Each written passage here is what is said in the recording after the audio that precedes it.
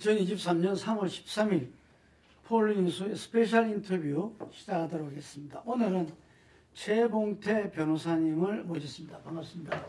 네, 안녕하십니까. 예, 예. 변호사님은 제가 지난주에 KBS의 열린 토론 그걸 들으면서 감동을 받고 또 반성도 많이 했습니다. 왜냐하면 저도 8.1학번인데 선배들이 한일협정 반대 데모를 세게 했잖아요.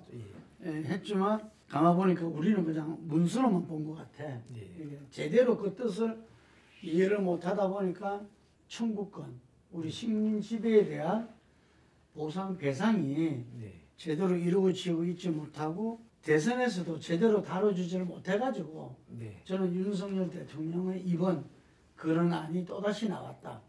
제3자 변제. 이거는 미래를 위하는 걸 누가 부정하겠냐마는 이 부분에서 변호사님이 참 통탄 어린 그 지적과 거기에 대한 어떤 해법이 짠하게 오더라고요. 이게 한편으로는. 그래서 저는 오늘 우리 이 방송을 이렇게 보고 또 우리 폴리뉴스 통해서 보게 될 많은 정치인들, 국회의원들 그리고 현업에서 이 부분을 다룰 외교부 당직자들 좀 잘 듣고 반영해 주시길 바랍니다. 먼저 첫 번째 질문은 오늘 또 거기에 대한 강제동원 정부해법 검증한다는 토론회가 열렸어요. 지난 주말에는 대규모 집회도 열리고 지금 아마 이게 국민적 이슈로서 좀 그 해법이 나오지 않은 한은 오래 갈 것 같습니다. 그런데 지금 윤 대통령은 일본에 가서 기시 수상과 정상회담 통해서 뭔가 해법을 이렇게 제시하는 모습을 보이겠다는 가온 같은데 일단 변호사님 어떻습니까? 어떻게 예상하십니까?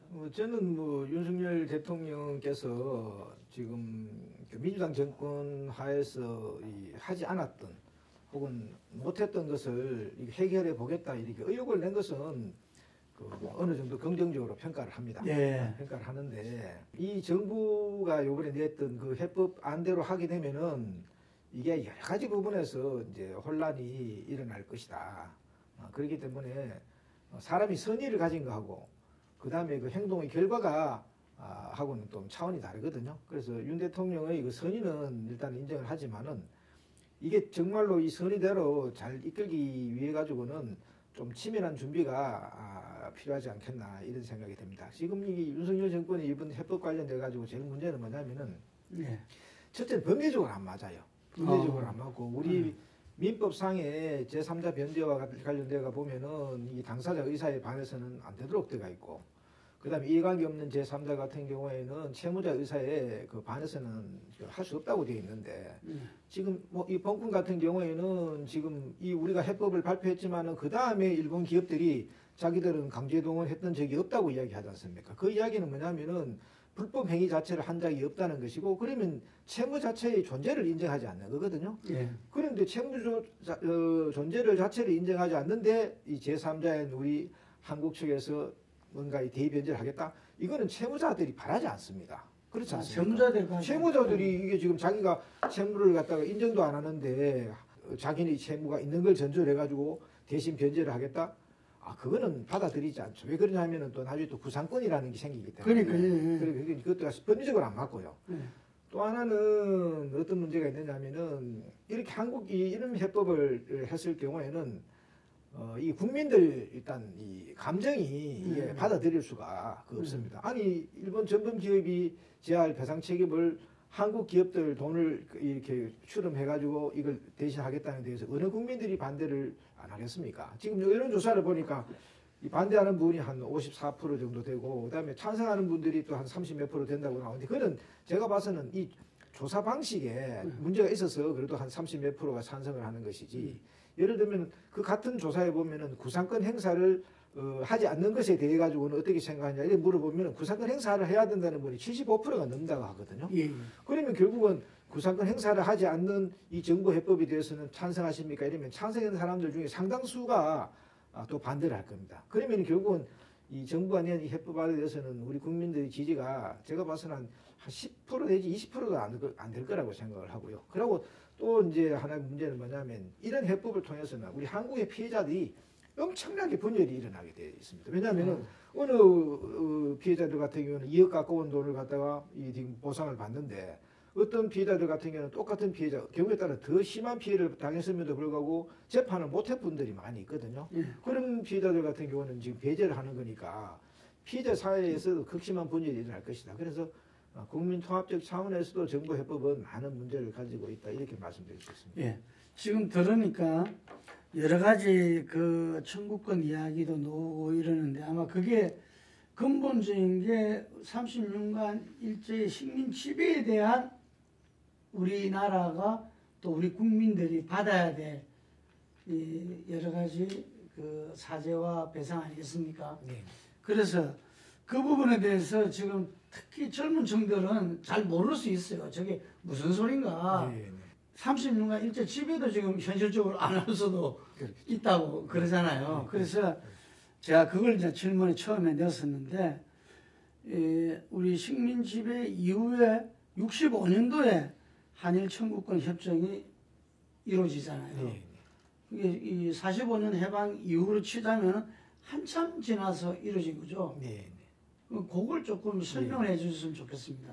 그래서 이게 지금 우리 일제 시대 때 일어나는 그런 인권 침해거든요. 그러면 보통 이제 일제가 물러나고 난 뒤에 이게 바로 치유가 되든지 뭔가 조치가 이루어져야지 이제 정상적으로 이제 된 걸로 봐야 되겠죠. 그런데 지금 이게 벌써 60년, 70년이 지났지 않습니까? 그러면 왜 이렇게 이 아픔이 치유가 안 되고 있는가 이제 그걸 배경을 좀 말씀을 드려야 되겠는데 이게 이제 전쟁으로부터 발생한 피해거든요. 네. 그리고 전쟁으로부터 발생을 한 상처라고 하는 것은 평화가 와야지 치유가 됩니다. 그런데 지금 우리가 전쟁이 끝나고 난 뒤에 그 다음에 바로 냉전이 있었지 않습니까? 그 냉전 과정에서 또 우리 6.25라고 한 한국 전쟁이 또 발생을 했었고요. 또 이게 지금 65년 당시에는 또 베트남 참전이라든지 이런 걸로 해가지고 냉전이 계속 지속이 되어 있었죠. 또 한국 사회가 민주화가 안 되었지 않습니까?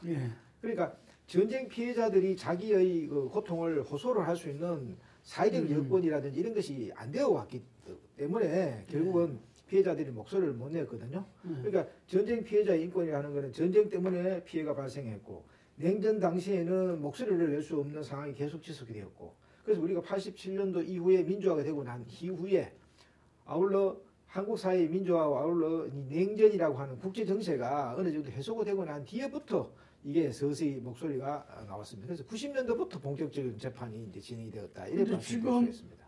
일본에서는 그 청구권이 그 국민 개개인의 청구권까지 다 끝났다 하는 이유가 65년 한일 청구권 협정을 들잖아요. 그렇죠. 예. 그러면 이거는 그 당시에 어떤 정도로 그 협정이 이루어진 겁니까? 그 65년 당시에 이제 국교가 정상화를 했습니다만은 지금 그때 아까 말씀드린 것처럼 이게 베트남 전쟁과 관련되어 가지고 이 전쟁 공조가 필요할 때 맺어진 협정이라고 그렇게 이해를 하면 되고요.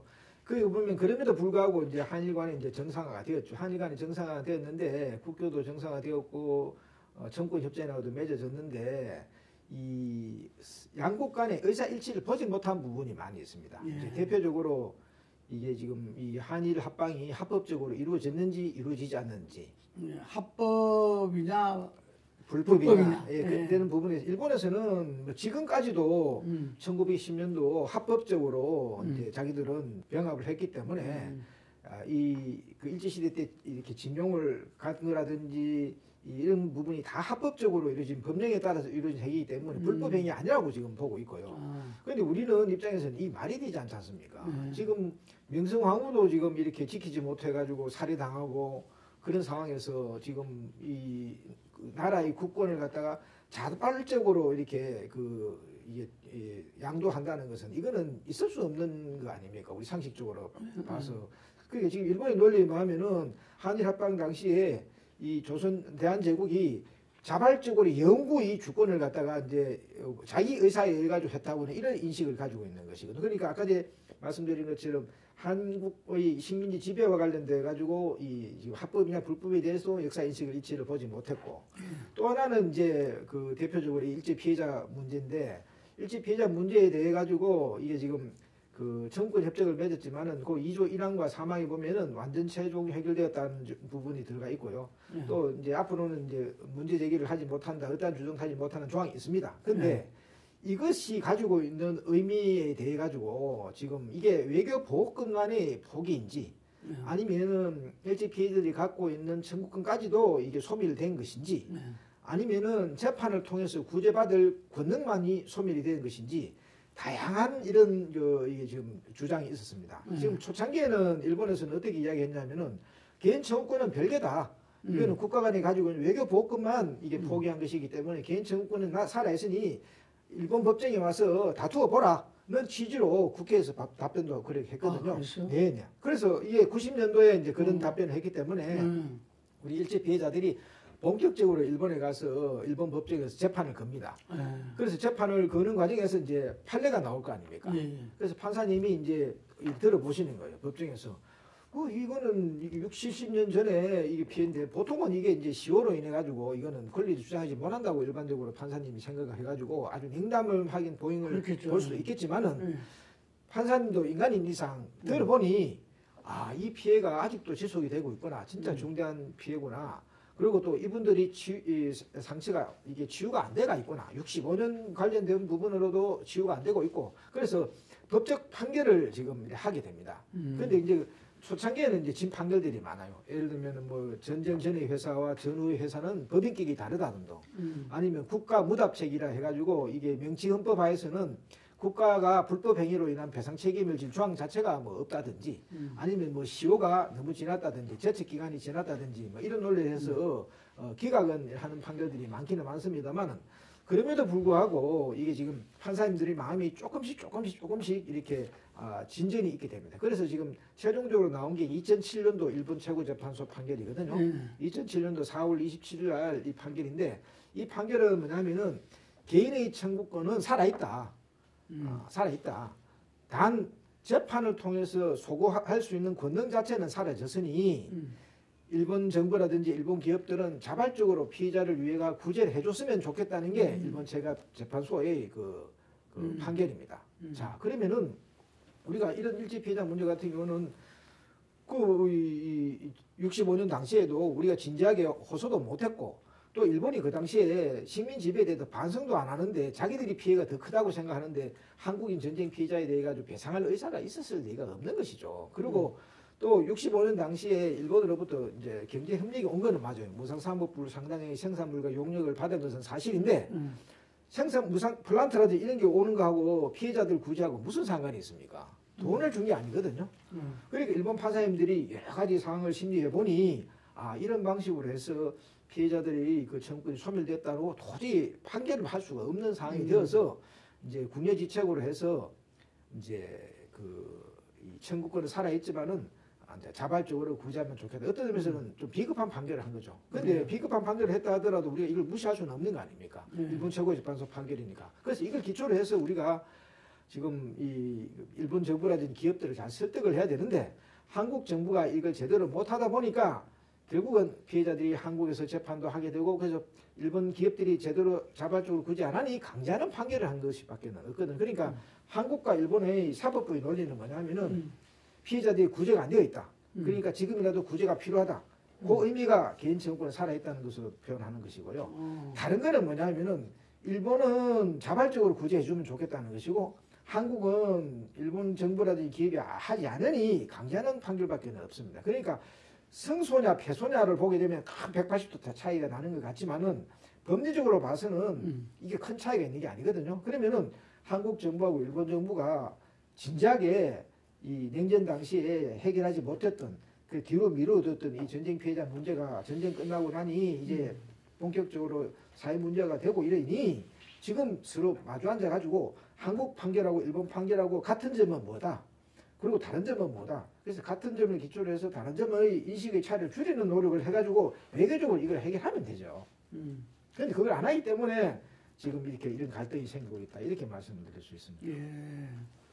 그래서 그 15년도에 그 박근혜 정부 시절에 그 위안부 합의가 있지 않습니까? 네.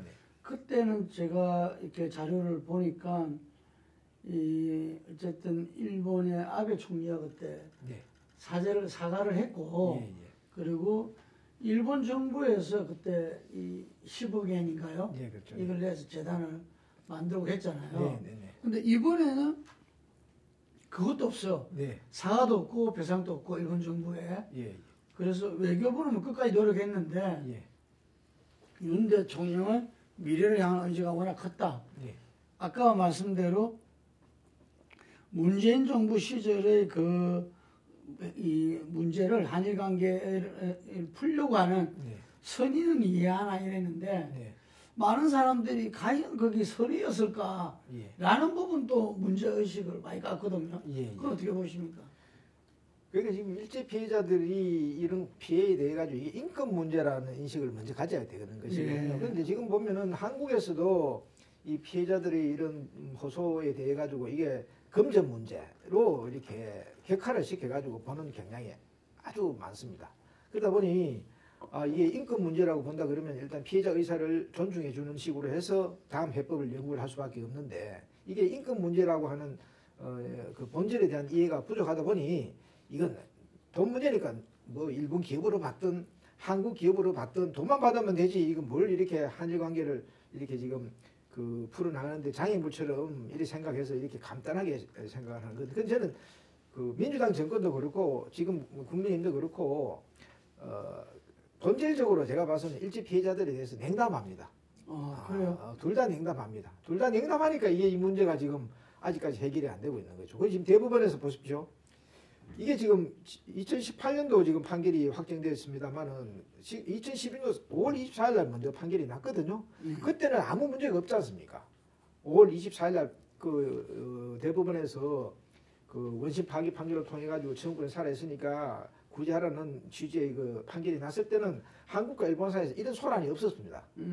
그리고 또 이게 지금 일본 정부는 지금 내가 봐서는 그 뒤늦게 와가지고 이게 지금 이게 말썽을 피우고 있는 것이거든요. 왜 그러냐면은 만약에 자기가 이게 일본 정부가 이 문제에 대해 가지고 항의를 하려고 그러면은 2000년도 5월 1일 날 제가 부산지방법원에서 재판을 시작했거든요. 네. 그때 문제 제기를 해야 되죠. 왜 이게 한일 청구권 협정 위반이 아니냐 이런 식으로 해가지고 뭐 소송을 못하게 한다든지 아니면 그 정부의 의견서를 갖다가 제출해가지고 이 청구권이 소멸되는 논리를 펴가지고 무슨 그 주장을 하든지 이렇게 해야 되는데 부산지방재판할 때 이게 지금 이 일본 회사는 한국에서 제일 잘 나간다고 하는 김행장을 통해 가지고 지금 막강한 그게 언제 시작하셨다고? 2000년도 5월 1일 날 시작했습니다. 2000년도 그 5월 1일, 그 2012년도 승소했다는 게 이거 말하는 거죠? 그렇죠.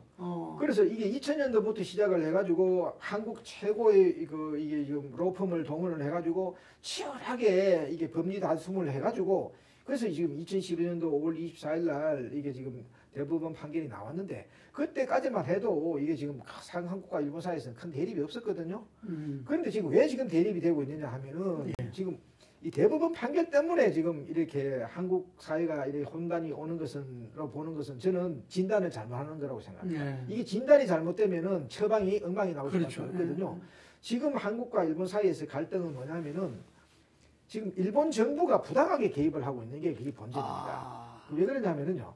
지금 일본 제철 같은 경우에도 지금 우리가 2012년도 일본 미쯔비시 중공업하고 피해자하고 교섭을 한 적이 있거든요. 그때 어떻게 했느냐면은 이게 사죄 문안도 나와 있습니다. 여기도 지금 보면 사죄 문안이 이게 미쯔비시 사죄 문안 오늘 제가 가져왔습니다. 미쯔비시가 이런 차원으로 이런 했다. 이런 그래서 보면은 이 노동이라든지 이런 것에 대해 가지고는 그달의 난리라든지 연령에 비해 가혹한 노동이었다. 또 빈약한 식사라든지 외출과 관련되어 가지고 이렇게 많은 제한을 당했다든지 검열이 있었다든지 급여가 미불되어 있다든지 이런 사정이 있다 인정해주고 그 다음에 여기에 따라 가지고 이게 지금 그 진심으로 유감의 뜻을 표한다 이렇게 지금 이게 일본 미쯔비시의 그 지금 이 안이 지금 제출이 됐지 않습니까? 그리고 돈도 내겠다고 약속을 했고요. 그런데 왜 이게 2012년도 결렬이 됐냐면 이게 장학금으로 내겠다고 이야기를 했는 거거든요. 그러니까 피해자들 입장에서는 아니 피해자들이 인권을 갖다 지키기 위해 가지고 일본에서 오랫동안 재판했는데 장학금을 주겠다 하니 이것도 모욕적이지 않습니까? 그래서 박차고 나온 것이에요. 그러니까 일본 미쯔비시 중공업 같은 경우에도 이렇게 사죄도 하고 금전적인 출연도 하겠다고 했고 그리고 지금 일본 제철도 마찬가지거든요. 일본 제철도 어떤 경우냐면은 이게 일본 제철 주주총회에서 2012년도 6월 달입니다. 아니 한국 판결이 나면 한국 판결을 따라야 되지. 법치주의 국가에서 사법 확정 판결이 하는데 그걸 어떻게 거부를 하느냐. 따라야 되겠다. 이렇게 이야기를 주주총회에서 이야기를 했거든요. 그리고 또 일본 제철 같은 경우는 일본 재판에서 리딩 케이스로 해가지고 화해도 했습니다. 그러니까 지금 일본 제철이라든지 미쯔비시가 한국 판결 나면 다 따를 준비를 하고 만반의 준비를 다 하고 있었는데 왜 이게 지금 안 됐냐 하면은 뒤늦게 지금 일본 정부가 특히 아베 정권이 나타나서 이 지금 방해를 하고 있는 거 아닙니까? 그러면 우리 이제 외교부에서는 어떻게 해야 되냐면은 이 일본 기업을 상대로 해가지고 일어난 소송에서 일본 정부가 부당하게 개입을 하면 어떻게 하느냐. 이게 지금 우리가 냉전 당시에 제대로 해결하지 못해서 재판까지 하게 만들어가지고 이 판결이 났으니 지금 너희들 그 일본 최고재판소 판결 취지에 따라가지고 자발적으로 구제를 해주면 안 좋겠냐. 너희들 중국한테는 그래 하고 있지 않느냐. 중국을 상대로 해서 너희들이 이겼지만은 자발적으로 사죄하고 배상도 하고 기금 만들어 하고 그 다음에 뭐 미령비도 씌워가지고 유족들도 불러가지고 이렇게 치유 작업을 하고 있는데 우리 한국인에 대해서도 하는 게 맞지 않느냐. 이렇게 한국 정부가 일본 정부를 설득을 해야 되죠. 그러니까 만약에 일본 정부가 뭐 터무니없이 말이지 뭐 개인 청구권이 소멸되었다는 동 일본 판례 법리하고 다른 주장을 하지 않습니까? 그럴 경우에는 전국권제 협정제 3조에 보면은 외교적 협의를 해보고 안 되면은 중재를 통해 가지고 신속하게 해결하는 절차가 되어 있거든요. 그러면 우리 한국 정부가 우리 청구 협정 지킵시다. 뭐 청구 협정에 대해서 우리도 불만은 많지만 그래도 국가 간의 약속이니까 지켜야 안 되겠습니까? 그런 이야기하면서 당신들 그 정치적인 자꾸 주장하지 말고 일본 판결이 어떻게 되는지 한번 가지고 보세요. 보면 청구 살해했다고 이야기하지 않습니까? 왜 근데 판례가 어긋난 딴소리를 합니까? 그래도 이렇게 어거지 부리시려 그러면 중재 한번 가볼까요? 이렇게 해가지고 일본 정부를 압박을 해서 법을 존중하도록 그렇게 만들면 되죠. 근데 제가 말씀을 듣고 보니까 네. 일본 정부의 개입이 본질적인 문제다. 근데 그걸 우리 외교부에서 모를까요? 다 할 거 아닙니까? 그 똑똑한 친구들이. 지금 우리 외교부는 우리 일제 피해자들을 보면은요 외교부를 안 부릅니다. 외교부라고 합니다. 외교부. 아, 왜? 외교부. 일본 그러니까, 외자. 그렇죠. 작은 외자. 그렇죠. 그러니까 이게 지금 우리 외교부는 지금 외교라고 하는 것이 힘센 사람 말 잘 듣는 게 외교라고 생각하고 있거든요. 그러니까 지금 우리 일제 피해자들 입장에서는 우리 이거 외교부가 지금까지 피해자를 위해서 도와준 거 하나도 없습니다. 오히려 방해만 했습니다. 지금도 한번 보세요. 지금 피해자들은 직접 일본 전범 기업을 상대로 해가지고 사죄 문안도 받아오고 금전적인 부분도 받아오고 또 양금덕 할머니 같은 경우에는 얼마 안 되지만 99엔도 받았지 않습니까? 그런데 한국 정부가 뭐 지금 나서서 한번 하는 거 보십시오. 지금 10년 전의 안보다도 더 후퇴한 안. 그거 보면은 이게 지금 이게 뭐 장학기금에 제출, 장학기금 이야기가 거부를 했는데 지금 10년 넘어가지고 지금 한국 정부가 나름대로 뭐 이렇게 뭐 청년 미래 기금을 만들어 뭘 하겠다. 이게 전부 다 이 10년 전에 피해자들한테 퇴짜야 맞은 아니거든요. 그러니까 한국 외교부가 정말로 이게 지금 정신 차려야 됩니다. 정신 차리고 그 외교라고 하는 것은 자국민을 지키기 위해서 외교를 하는 것이 힘센 사람 비위 맞추는 게 외교가 아니거든요. 제가 이제 정치적 부분에 이야기할 때 어쨌든 이 나라와 국민 입장에서는 윤석열 정부가 성공하는 게 바람직하다. 박근혜 대통령 때도 이야기했어요. 그런데 저는 우리 변호사님이 어쩌면 이게 립 서비스일 수도 있거든요. 네. 아까 윤석열 대통령을 선의로 이해한다 했는데 저는 그 말이 계속 머릿속에서 뱅뱅거려요. 왜냐? 지금 이걸 제대로 들다 버리고 브리핑을 받았으면은 일본 정부가 그 최고재판소와 일본 기업들도 다 그런 방향으로 흘러가는데 다만 그게 장학금이고 뭔가 이 문제 해법이 제대로 안 풀린 거지. 자기들이 인정하고 가는 거는 지금 이제 흘러온 거잖아요. 네. 그간에 투쟁을 통해서도 그렇고 재판소를 통해서. 네. 근데 지금 이번에 3자 변제는 그걸 전부 되돌리는 거잖아요. 그렇죠. 한마디로 말하면. 예. 그거를 모를까요? 몰라서 그랬을까요?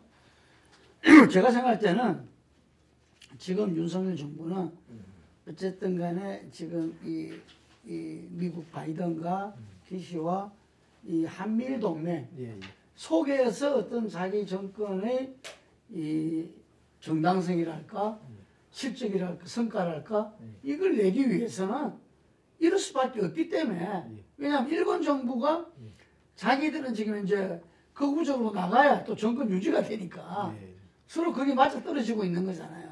그래서 그랬다고 봐요. 저도 선의가 아니다 이거지. 저는 뭐 김선님 말씀에 이제 100% 공감하고요. 저는 이번에 정부의 해법은 피해자 해법이 아니고요. 예. 군사 작전이죠. 정확하게 말씀드리면은 군사 작전이죠.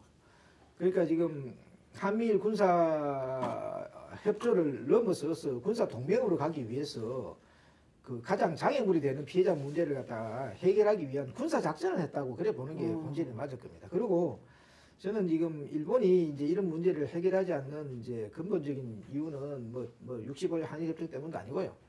뭐 딱 하나입니다. 이제 이게 과거에 자기들이 그 잘못에 대한 그 가해자로서의 어떤 의식 그리고 잘못되었다 하는 의식 자체가 지금 없기 때문에 지금 그런 것이거든요. 그러니까 뭐 이거는 뭐 이해할 수밖에 없는 것이 이게 히틀러하고 비교를 한번 보십시오. 독일하고 지금 일본하고 많이 비교하는데 독일 같은 경우는 전쟁을 그 수행했던 그 히틀러가 자살을 했지 않습니까?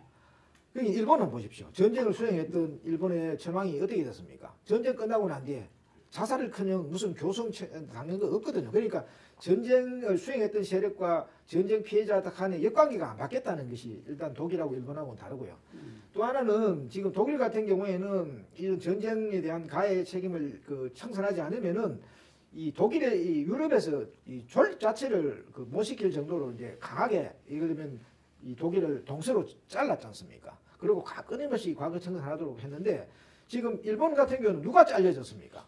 지금 피해를 본 우리나라가 지금 잘려져 있는 거 아닙니까? 맞습니다. 그러니까 지금 일본에서는 자기들이 과거에 대해 가지고 뭐 반성을 할 이유도 없고 가장 전쟁 책임을 져야 할 일본 왕이 처벌이 안 돼 있는데 뭐 가해 의식이 있겠습니까? 그러니까 그건 뭐 일본은 지금 이제 그런 상황이니까 이 문제가 해결 안 되고 있다는 배경을 말씀드리는 거. 그래 뭘 할 거냐는 이건데 우리는 장기적으로 시간이 걸리는 건 장기적으로 맡겨야 됩니다. 그렇지만 단기적으로 할 거는 단기적으로 해야 되거든요. 예. 그래서 이번에 저는 윤 대통령에게 바라고 싶은 건 이번에 일본에 가시면 좀 성과가 있었으면 좋겠거든요. 딴짓 하지 말고 명성황후를 살해한 그 칼이 있습니다. 히젠도. 그게 일본의 후쿠오카의 쿠시다라고 하는 신사에 이게 아주 이렇게 존엄한 것으로 신성스러운 것으로 이제 떠받들어지고 있거든요. 일본에서. 지금 윤석열 대통령은 검사 아닙니까? 예. 그러면 범행에 사용된 흉기는 어떻게 하도록 해야 된다 잘 알고 있거든요. 압수를 해가 오면 됩니다. 그래서 예를 들면 기시다 총리를 만났을 때 이거 나는 한일 관계를 풀기 위해 가지고 여러 가지 나는 법적으로 여러 가지 고민하고 있는데 지금 일본에서 가해 사실을 인정을 안 하고 계속 우리를 업신여겨 가지고 중국하고 다르게 취급을 하니 일본 국민들한테 호소하기 위해서 너희들이 우리한테 어떤 나쁜 짓을 했느냐를 알려주기 위해 가지고 그 히젠도라는 칼을 일본의 신사에 보관되어 있으니 그 칼은 좀 압수하는데 좀 협조해 주면 좋겠다. 이런 이야기를 하면은 저는 일본 사회가 많이 바뀐다고 생각합니다.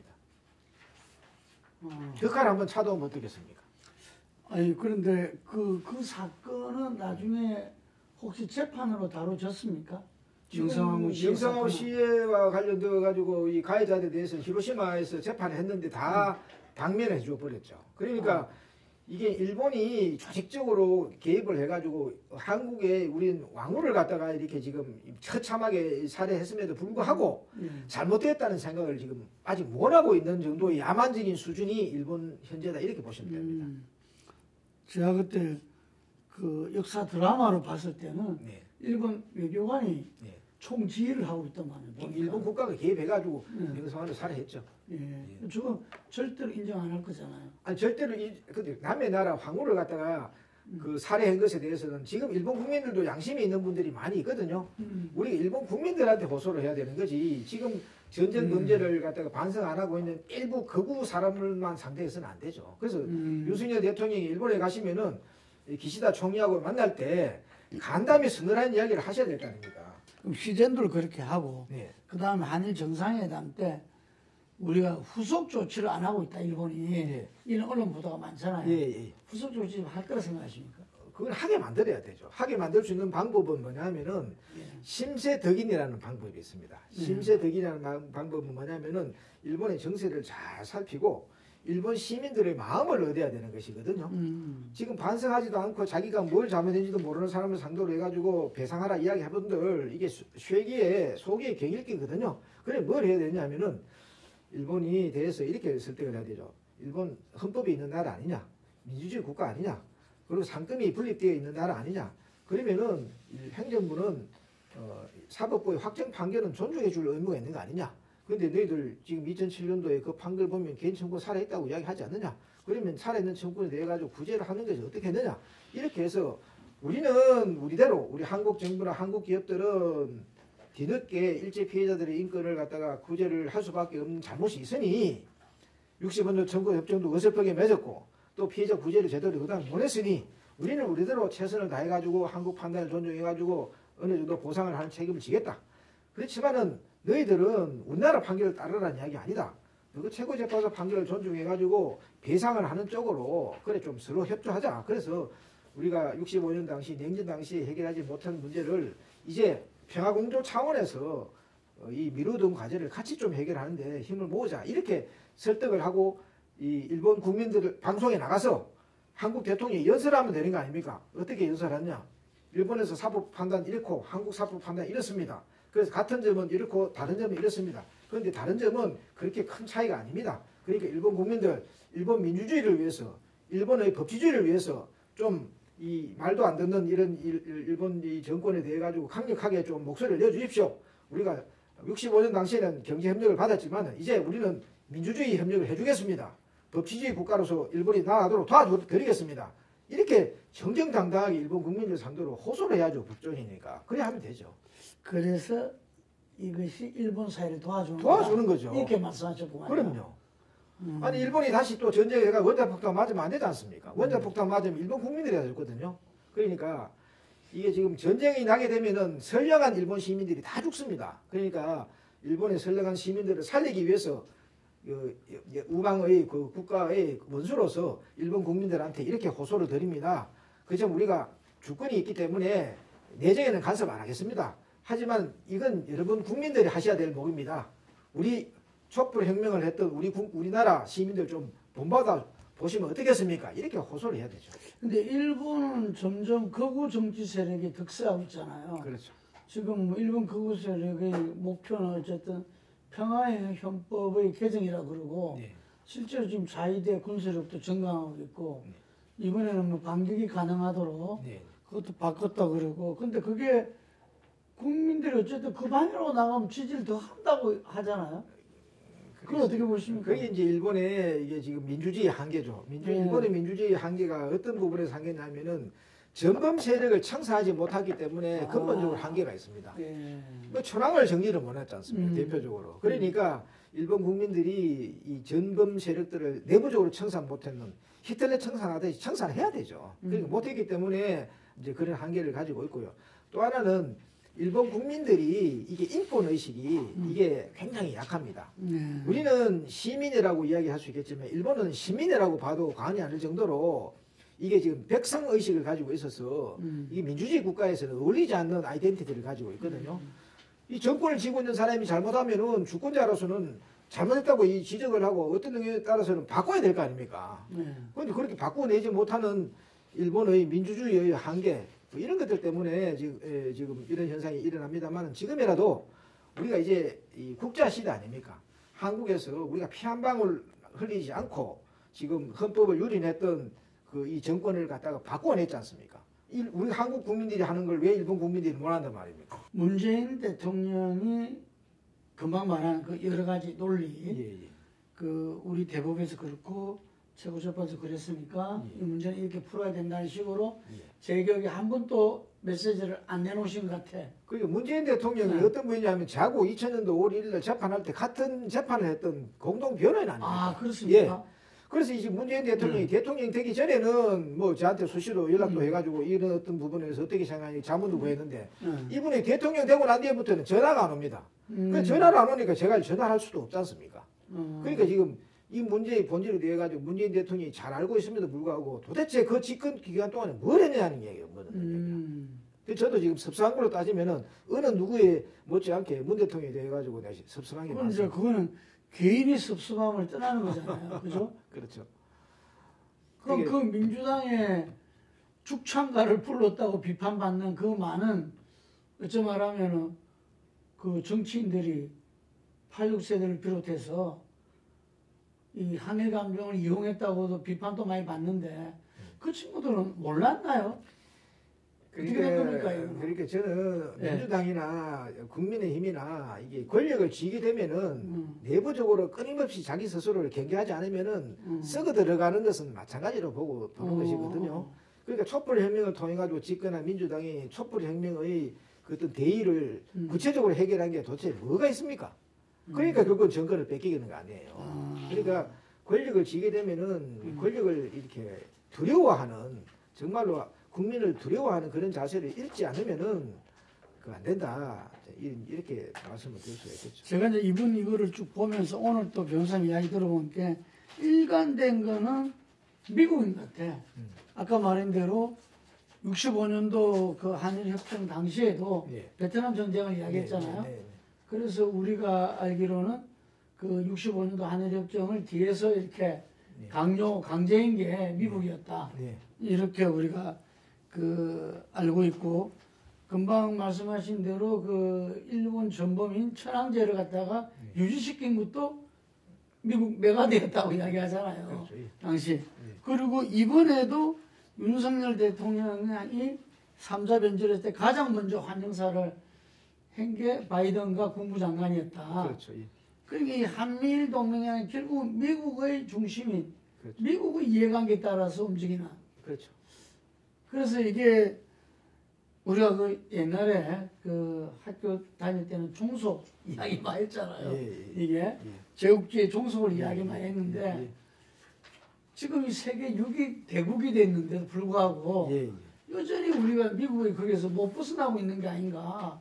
그래서 이거 어떻게 보십니까? 그래서 저도 안타깝게 생각을 하는 것이거든요. 그래서 저는 지금 우리가 촛불 이후에 우리가 한국 시민 사회가 전 세계를 향해서 이렇게 회항을 할 의무가 있다고 봅니다. 예. 그래서 우리가 지금 촛불이라고 하는 피 한 방울 흘리지 않고 민주주의적인 어떤 정권 교체를 이뤄냈는데 그것을 자족해버리면은 저는 또 안 된다고 생각을 하거든요. 그래서 예. 지금 미국이 이 전쟁의 길을 가지 않도록 우리가 이끌어줘야 되죠. 지금 미국 같은 경우에도 보십시오. 지금 군산복합체가 끊임없는 전쟁을 일으켜 가지고 지금 자기들 이익을 그 어떤 의미에서 누리는 그런 구조가 되어 있지 않습니까? 그러니까 지금 전 세계에 지금 전쟁을 일으키는 가장 근본적인 그 국가가 누굽니까? 그 미국의 군산복합체가 지금 미국 정권을 좌지우지하고 있어요. 그러니까 미국의 민주주의를 위해 가지고 우리가 도와줄 때가 되었거든요. 우리가 그동안 미국한테 신세를 많이 졌지 않습니까? 이제는 이제 갚을 때가 되었습니다. 그래서 미국에 있는 여러 시민들한테 전쟁을 통해서 다른 사람한테 피눈물을 흘려가지고 돈을 벌면 안 됩니다. 그것은 미국 헌법에도 반합니다. 그리고 미국의 민주주의가 진정한 성과를 이루어내고 또 세계적으로 존경을 받으려 그러면은 남의 나라 국민들한테 피눈물을 흘려가지고 그렇게 하는 짓은 해서는 안 됩니다. 전쟁 그만하세요. 지금 미국의 이 지금 그런 군산복합체로 인해 가지고 누가 제일 먼저 죽어가고 있냐면 미국의 중고등학교 학생들이 지금 죽어나고 있지 않습니까? 그 총기 사고 한번 보십시오. 그 전부 다 그게 군수업자들이 이익을 갖다가 지키기 위해 가지고 결국은 못하니 미국 국민들이 그 학생들이 억울한 학생이 죽어가고 있는 거 아닙니까? 그러니까 우리가 한국 측에서 지금 이 군산복합체가 제대로 된 길을 갈 수 있도록 그리고 군산복합체가 이 전쟁으로 통해서 돈 벌 게 아니라 돈 벌 때 많이 있거든요. 지금 이 지구 온난화 이런 작업을 갖다가 이게 지금 그 해결하기 위해 가지고 그 좋은 머리들 좀 쓰도록 만들고 우주도 있고요. 얼마나 많습니까? 그래서 미국의 군산복합체를 우리가 제대로 이끌어낼 그런 책임도 우리한테 있다. 저는 이렇게 보고 있습니다. 제가 지금 계속 이 고민하고 이야기 듣고 나눈 것 중에 하나가 북핵 문제거든요. 네. 저는 변호사님은 해법을 제시할 수 있을 것 같아. 북핵 보면 해결할 수 있죠. 그렇습니까? 예. 지금 이게 북핵 문제의 본질이 뭐냐를 봐야 되거든요. 예. 북핵 문제의 본질은 뭐냐면은 지금 전쟁이 끝나지 않아서 그런 거 아닙니까? 예. 지금 오늘부터 13일부터 아마 지금 뭐 한미 간에 연합훈련 한다고 하는데 지금 북한 입장에서 서게 되면 얼마나 불안하겠습니까? 지금 세계에서 가장 강한 그런 국가하고 그 군대하고 그다음에 또 이 경제권으로 해가지고 지금 뭐 세계 10위 안에 드는 이 한국 이 군하고 같이 지금 때거리도 없는 지금 북한을 상대로 해가지고 이 군사 훈련을 할 경우에 지금 북쪽 입장에서는 엄청나게 두려울 거 아닙니까? 그러면 자기가 체제를 존립시키기 위해 할 수 있는 게 뭐냐? 핵 개발을 위해 솔직히 입장을 바꿔놓으면 생각하면 뭘 할 수가 있겠습니까? 그래서 핵 개발한 거 아니에요. 물론 핵 개발을 했다고 우리가 지금 그걸 긍정적으로 평가하는 건 아니고요. 지금 북한이 핵을 가지게 되면은 지금 일본이 핵을 가지게 되고 그러면 전 세계 핵 동맹이 일어나니까 모든 그런 피해는 우리한테 오는 것이기 때문에 북한은 핵을 개발을 못하고 일단 포기하게 만들어야 되는데 그렇게 하려고 그러면은 지금 전쟁을 갖다가 일단은 이 평화협정을 맺어야 되는 거죠. 맺어가지고 북한 체제에 대해 가지고 이제 존립에 대한 어떤 안정감을 갖다가 일단 주고 그 이후에 이제 군축을 해야 되죠. 군축을.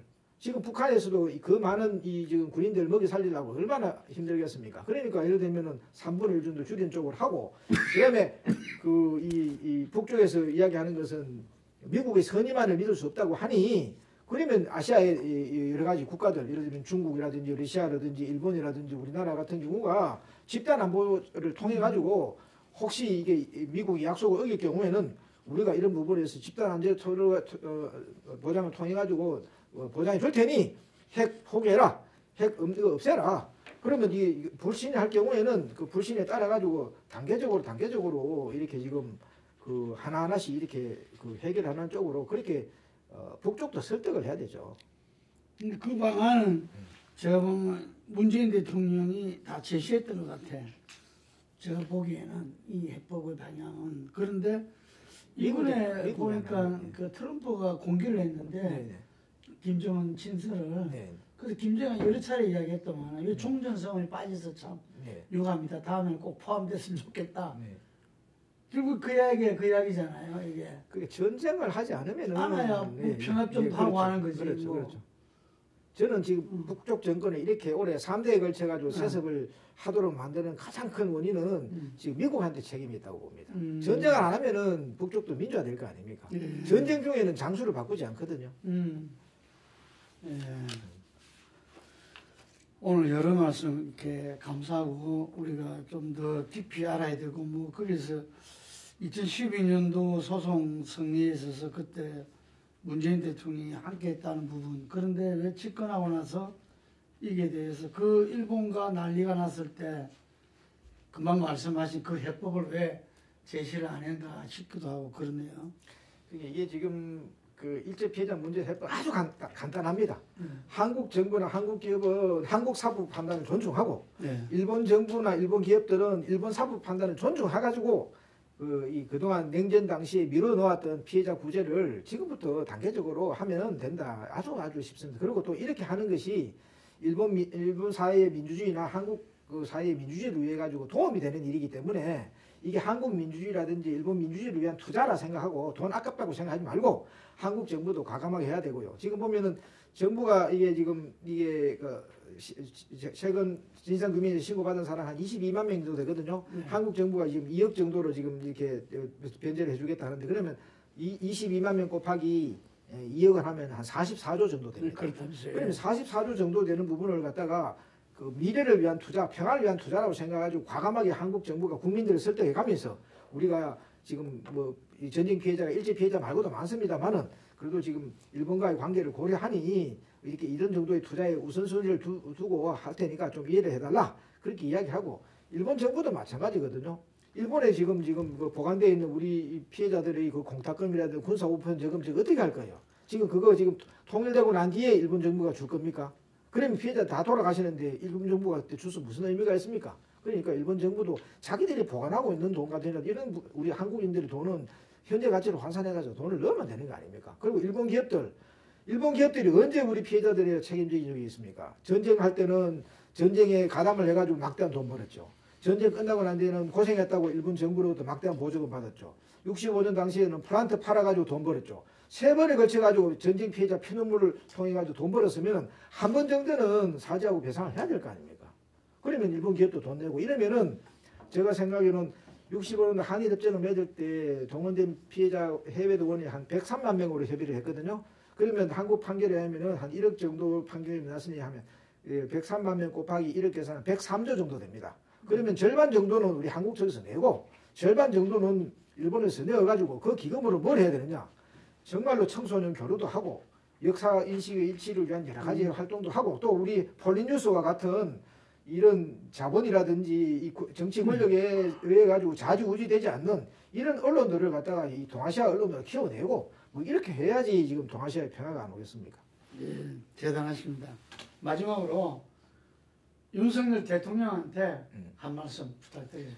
윤 대통령 같은 경우에는 어쨌든 간에 법조인이니까 저는 뭐 다른 것보다도 제가 법조이니까. 좀 법대로 좀 이래 해줬으면 좋겠고 약속은 좀 지켜줬으면 좋겠어요. 지금 일본군 위안부 이용수 할머님 그 지금 대통령 되기 전에 찾아왔지 않습니까? 네. 그래가지고 윤 대통령이 어떻게 약속했냐면은 할머님 제가 대통령이 못 되더라도 할머님 문제 꼭 해결해 드리겠습니다. 그래가지고 할머니한테 약속했지 않습니까? 약속 지키셔야죠. 그리고 또 일본에 가시면은 공사 담아 하시겠지만은 우리 명성황후를 살해한 그 칼 좀 압수해가 오시면 좋겠습니다. 이상입니다. 네, 감사합니다. 오늘 스페셜 인터뷰 여기까지 하겠습니다.